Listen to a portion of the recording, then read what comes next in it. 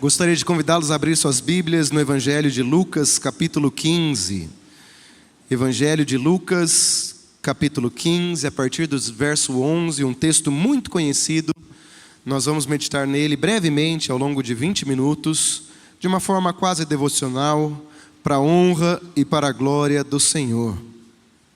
Evangelho de Lucas, capítulo 15, versos de 11 a 24, diz assim a palavra do Senhor.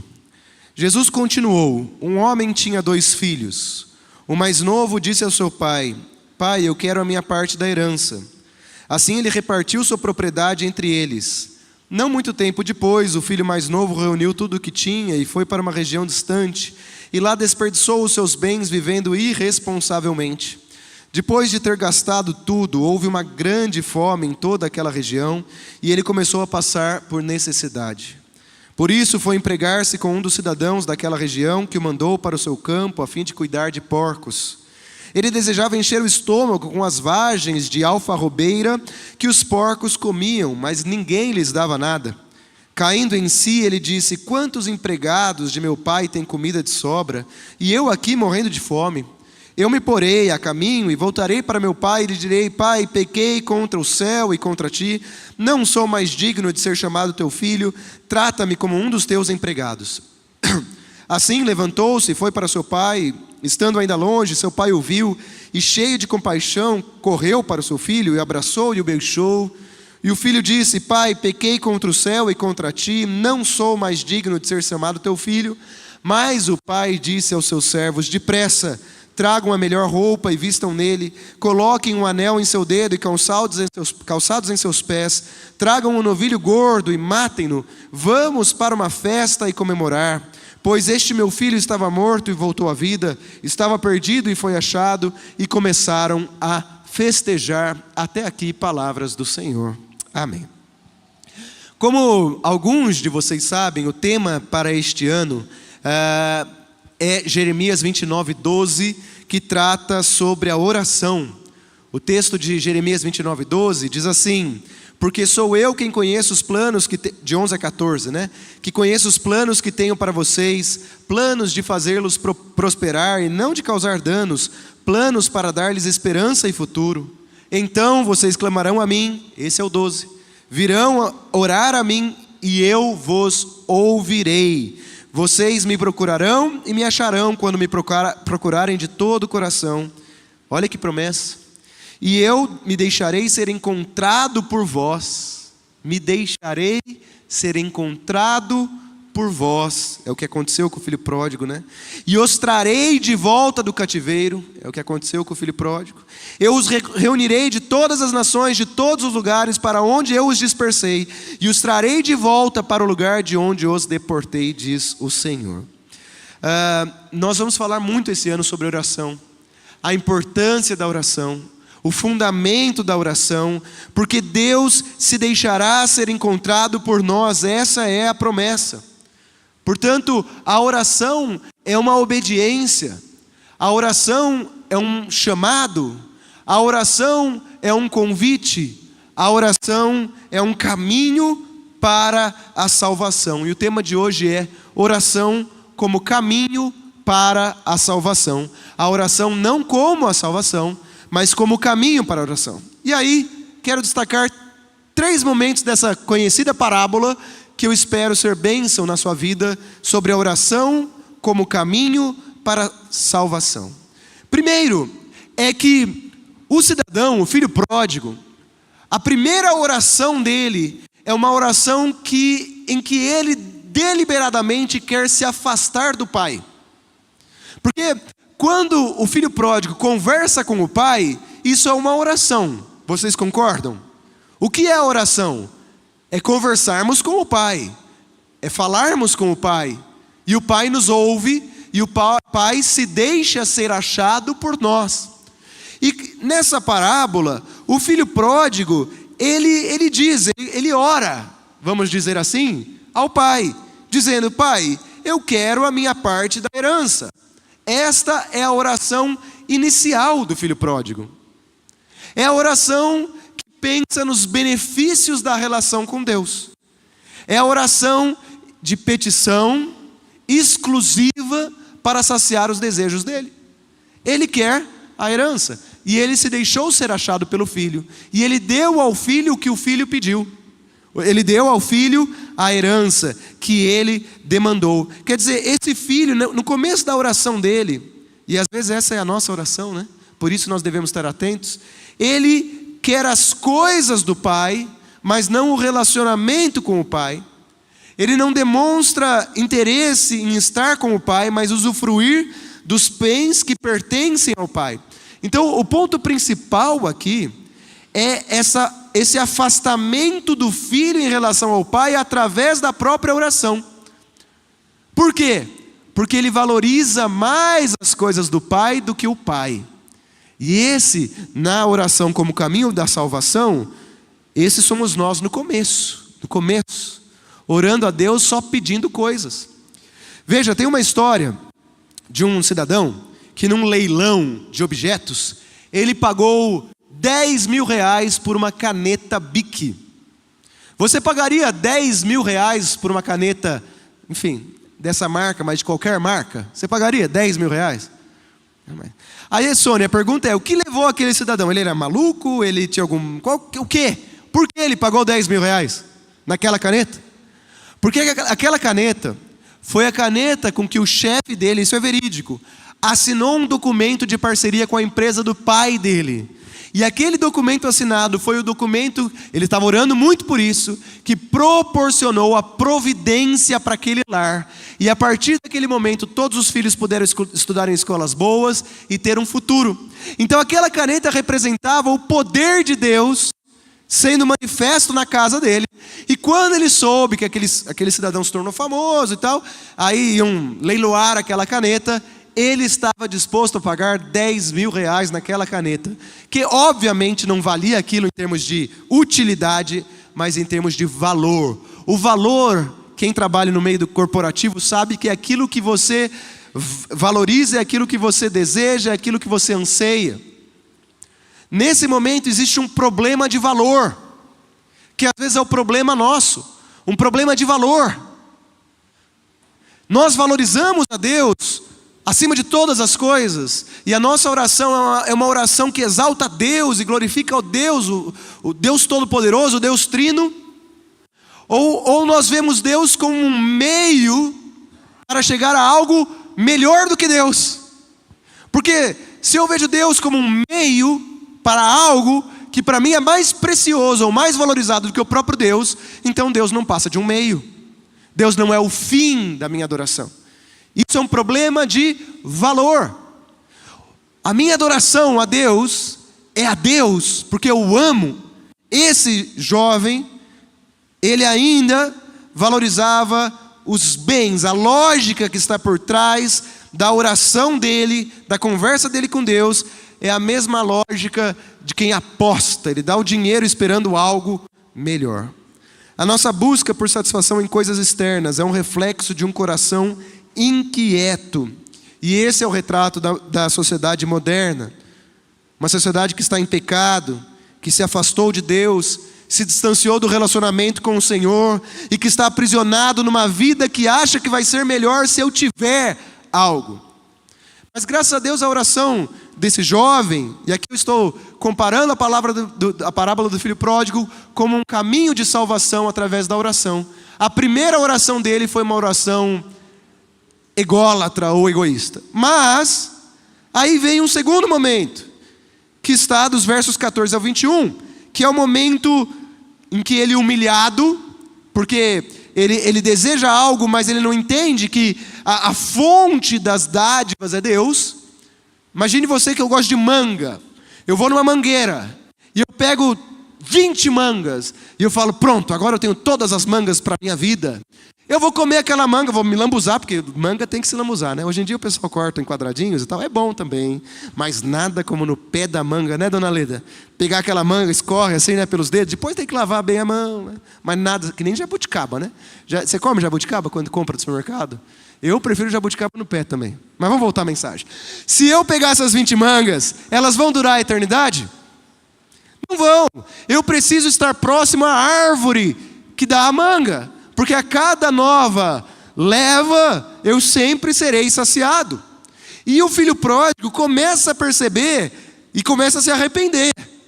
Ele está comendo ali comida que eram dadas aos porcos, e ele com isso, glórias ao Senhor por isso, começa a se conscientizar do erro dele. E isso é mover do Espírito Santo, porque é o Espírito quem nos guia a toda a verdade e nos convence do pecado, da justiça, do juízo. Então ele começa a falar consigo mesmo, mas ao mesmo tempo em tom de devoção e temor a Deus. O temor começa a nascer no coração dele. É uma oração, Miqueias. Ele começa a dizer: puxa vida, meu pai era tão maravilhoso.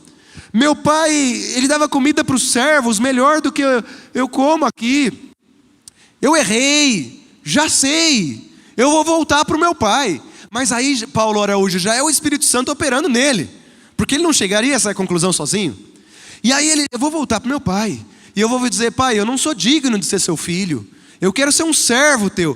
Perceba, na primeira oração, se a gente dividir como orações, como caminho da salvação, a oração dele é uma oração egoísta. Essa segunda, ele já não deseja as coisas do pai, mas ele deseja servir ao pai. Marília, se antes ele queria os bens do pai, agora ele quer ser um servo do pai. Aleluia! Olha que mudança. Uma primeira oração, eu quero as coisas do pai. Agora eu quero ser servo do pai. Eu quero servir ao meu pai, porque como servo já está maravilhoso. E essa é a segunda oração.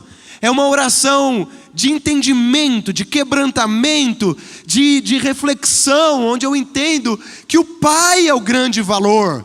E eu começo a corrigir o meu problema de valor. Eu começo a entender que o pai é a mangueira, ele é a videira verdadeira, ele é a fonte de tudo que eu preciso. E aí, nessa oração, ele se arrepende. João Calvino, ele disse o seguinte: o arrependimento não é apenas a dor que sentimos por nossas ofensas, mas uma transformação completa da vontade. Pai, disse o jovem, pequei, vou dizer isso ao meu pai, né? Pequei contra o céu e diante de ti. Isso é uma confissão.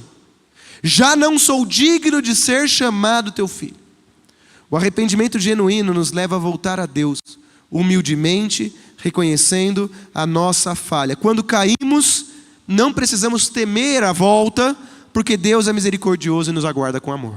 Mas daí vem a terceira e última oração. O terceiro e último momento que eu estou chamando de salvação. E nesse terceiro e último momento, quem fala mais é Deus, e não o filho pródigo. Porque o filho pródigo, ele vem já nesse momento e diz: pai, pequei contra o céu, pequei contra ti, não sou digno de ser chamado teu filho, quero ser teu servo. A partir desse momento, o Deus que se deixa ser encontrado por nós, o Deus que está, ele diz claramente em Jeremias 29, que ele vai nos ouvir, que se deixa ser achado, ele não vai se esconder. As crianças cantaram a música do esconde, esconde e tal. Será que o Senhor vai me encontrar? Vai. E aí é ele que começa a falar. E ele fala, o Deus Pai, de três maneiras muito lindas nessa oração. A primeira, ele dar novas roupas para esse menino, porque as roupas dele, do pecado, estão sujas, e as novas roupas significam a restauração da dignidade. Porque quando você começa a orar, não mais a partir do seu ego, mas como um servo, ele começa a te dar dignidade, a dignidade perdida. Ele começa a ver em você e sussurrar no nosso ouvido: você é amado. Hoje eu falei com alguns líderes de célula sobre isso, né? Você sabe quem você é? Você é meu filho amado. Eu sei quem eu sou, eu sei de quem eu sou, ou a quem eu pertenço, e no poder de quem eu caminho. É isso, você tem uma roupa, mas não é só a roupa, é o anel. O anel simboliza autoridade, pertença. Quem tem um anel da família é alguém que tem a autoridade do pai. Falamos sobre isso hoje, né, Gil? A autoridade na oração, a autoridade nas ações, do poder que vem do Espírito, de joelho dobrado. Então o pai responde a essa oração com roupas, dignidade, com anel, autoridade, e com sandálias que simbolizam liberdade. Na cultura antiga, apenas os membros de famílias usavam sandálias, enquanto os servos trabalhavam descalços. Quando o pai coloca uma sandália nos pés do filho, ele está declarando que esse filho é um membro legítimo da família, com todos os direitos de um filho. E isso reflete a nossa condição de filhos de Deus, que somos libertos do pecado e restaurados. Então a salvação, ela é celebrada. A oração, ela é um caminho de salvação. Ainda que você comece orando, talvez de uma forma errada, você está orando para a pessoa certa. Ainda que você esteja orando de uma forma imatura, ainda que você esteja orando de uma forma superficial, você está falando com a pessoa certa, que é a pessoa de Cristo Jesus. E Ele intercede por nós. À medida que eu vou orando, ainda que de forma equivocada, ainda que de forma superficial, estou em contato com o Pai, me distancio, e ali o caminho da salvação, esse Pai maravilhoso começa a mostrar, olha, não é isso, vamos corrigir os passos, meu querido, não adianta a manga, você tem que ter a mangueira, é o relacionamento, eu começo a ter um conserto dos meus valores, e aí à medida que eu volto ao Pai, para ser servo dele, sempre movido pelo Espírito Santo, que como um tutor, como um governante, me pega nas mãos e vem me levando, eu me dobro e Ele me levanta. É Ele quem me levanta, não sou eu quem me levanto. A palavra de Deus vai dizer, em algumas histórias, de narrativas de Jesus, de parábolas, não sente no primeiro banco de um casamento, sente ao final. Porque se você sentar no primeiro banco, pode ser que alguém fale, esse banco está reservado, por favor saia. É melhor sentar no final e que o noivo fale, não, você senta aqui na frente. É claro, não é literal, mas deixe Deus te levantar. Então, quando o filho pródigo volta nesse caminho da oração, quem levanta ele, veste ele é Deus, quem coloca o anel no dedo dele é Deus, quem dá as sandálias para ele é Deus, o Pai. E aí, Paula, aí ele se levantou. Esse foi o caminho de Cristo. Cristo morreu na cruz do Calvário e o Pai o ressuscitou e deu a Ele poder e autoridade sobre todo nome. E sobre o nome de Jesus todo joelho se dobrará. Esse é o caminho da salvação. É quando eu deixo o meu poder, a minha estratégia humana e eu digo, Senhor, me levante. E aí Ele nos levanta. A salvação é mais do que o perdão dos nossos pecados, segundo Calvino, é a restauração da nossa dignidade como filhos de Deus. Ele no começo era um filho, mas com o coração longe do Pai. No final ele é novamente um filho, mas que agora ama ao Pai. E agora eu te pergunto, para concluir a breve mensagem dessa manhã como prometido. O que tem mais valor na sua vida? Os bens que Deus possui e pode te oferecer, ou o coração gracioso do Pai, que está sempre de braços abertos para nos receber? O filho pródigo, ele aprendeu que o afastamento do Pai é um pecado, ele se arrependeu e a salvação foi restaurada na vida dele. Ao longo dessa mensagem, e dessa palavra, nós somos desafiados a pensar em nossa caminhada com Deus. Porque a história do filho pródigo, muitas vezes é a nossa história, quando nós nos afastamos e brincamos com Deus de estar perto ou longe. Talvez você tenha se encontrado em um momento de afastamento, ou se encontre hoje. Talvez você conheça alguém que se distraiu com as bênçãos de Deus. Mas nessa manhã nós somos convidados a dizer, Pai, eu quero conversar com o Senhor. Porque há sempre um lugar para você na casa do Pai.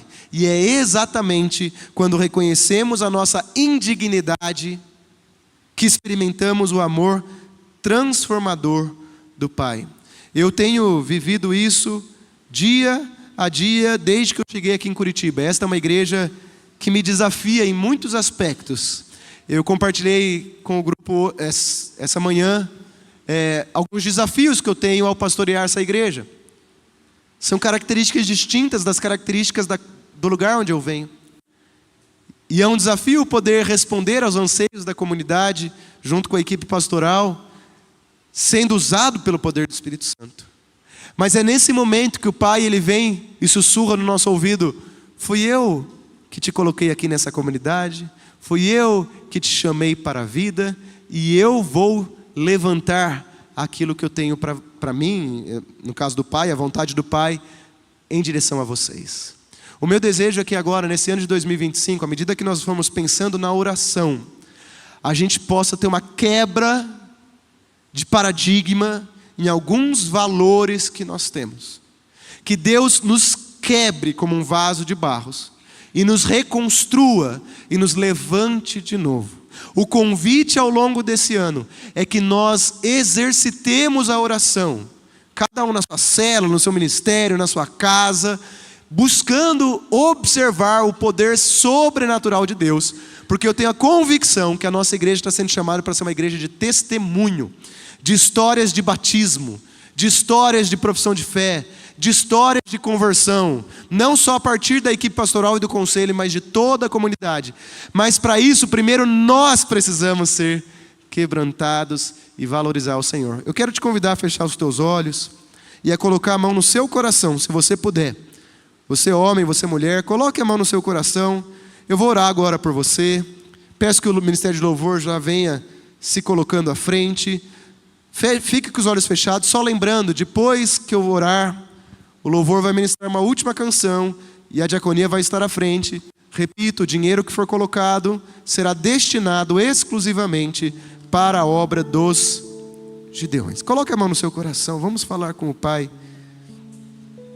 Senhor, nessa manhã tão maravilhosa que o Senhor nos deu, com lindas canções, começando com Rude Cruz, como amamos a mensagem da cruz.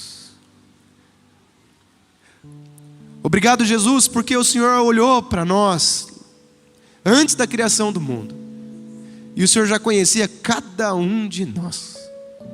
Antes de sermos formados no ventre das nossas mães, o Senhor já nos amava. E quando Jesus vem ao mundo, Senhor, conforme a Tua palavra, Ele vem já pensando em cada um de nós, dos nossos filhos, dos nossos netos, dos antepassados que já morreram. E por isso nós queremos nessa manhã concluir esse culto e essa mensagem te agradecendo por tamanho amor. Esse amor que nos convida a uma caminhada de salvação através da oração. Esse amor que olha para, às vezes, orações vazias, superficiais, mas ainda assim nos escuta. Ainda assim está com os ouvidos atentos. Ainda assim desliga todos os celulares, todas as telas, só para ouvir a nossa oração. Obrigado, Pai, porque o Senhor se permite ser achado por nós. Obrigado, Pai, porque o Senhor nos ouve. Obrigado porque nessa caminhada o Senhor tem nos convidado ao arrependimento, a uma oração como a do filho pródigo, que tem uma quebra de valor, e ele entende que o Senhor é o nosso maior valor. Nesta manhã, se há entre nós, ó Pai, pessoas com a mão no coração, que sentem que tem algo, uma crise de valor, e que talvez não estejam valorizando ao Senhor como primeiro, buscando ao Senhor em primeiro lugar, receba essa confissão e essa oração de perdão, essa oração de dizer: Senhor, não está legal, e eu não quero viver mais andando por aí comendo comida de porcos. Eu quero, meu Pai, ser teu servo, porque a tua presença é melhor. Então que o teu Espírito Santo nos visite nessa manhã, quem está em casa, acompanhando pela internet, quebrante, Senhor, os nossos corações, porque que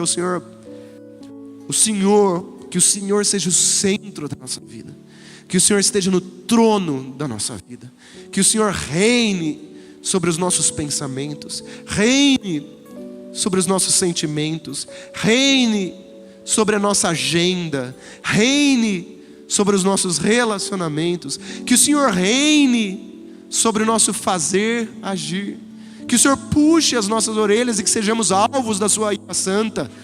Sejamos alvos da sua ira santa, essa ira santa que vem para correção. E que assim como o filho pródigo nós possamos nos voltar ao Senhor ao longo desse ano e viver experiências onde o Senhor põe uma roupa nova, um anel no nosso dedo, aleluia, Senhor, que o Senhor coloque uma sandália nos nossos pés. Que cada família aqui tenha testemunhos, histórias para contar. Que a nossa igreja, Pai, tenha um banho de batismos, Pai. Pessoas sendo batizadas por aspersão de crianças, idosos, ó Pai. Como nós queremos, não volume, mas ver pessoas, ó Pai, histórias de pessoas sendo alcançadas pela Tua graça. Dê-nos, ó Pai, esse presente, nós suplicamos, e que a Tua igreja, esta igreja, amadureça também na oração, para a honra e glória do Seu nome. Reconhecemos que muitas vezes nos afastamos de Ti em busca das coisas que o mundo oferece. Perdão, Senhor. Perdão por termos nos concentrado mais nas bênçãos do que no Teu coração. E hoje queremos voltar para Ti, conscientes de que somos indignos, mas confiantes de que a Tua graça nos basta e é maior do que os nossos pecados. Abraça a cada um nesta manhã, Pai, com Teu amor. Restaura a cada família aqui com Teu amor, como Teus filhos amados. Nós estamos prontos para viver para Ti. Em nome de Jesus nós oramos. Amém.